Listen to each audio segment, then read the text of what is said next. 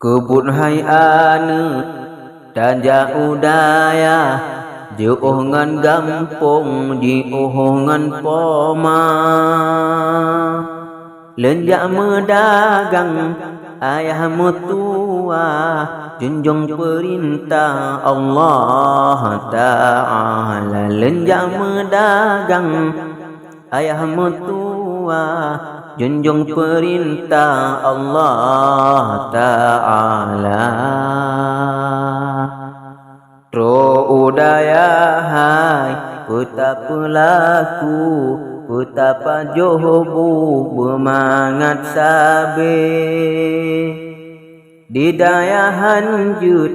mangat melulu hanajut sapu malaikat hati didaya hanjut mangat melulu hanajut sapu malaikat hati nyan pebit butoi puta semangat sebab letengut lon ngingan jaga di lon hai ayah memang letengut tapi nyabak but di lon langking sa memang hai anu tanyo troh kuno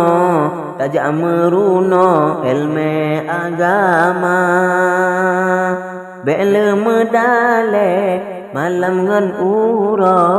urang si ruga kira belanja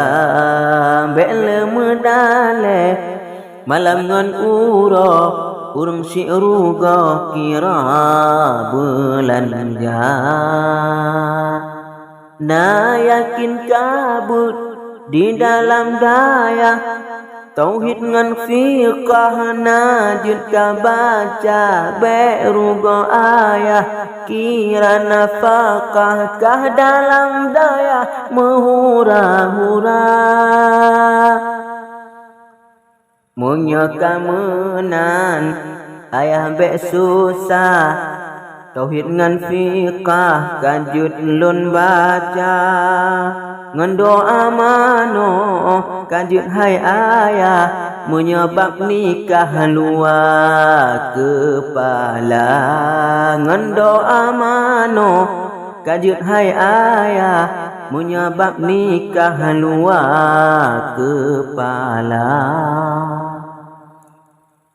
kitab bajuri kitab i'anah mahli hai ayah ka juzuk 2 menyejak dike sabelon lepah menyebak dakwah di lon juara bang gotong royong natam membantah salat jamaah na sering alfa malam Jumaat na kabilah si sayed pegah peola goina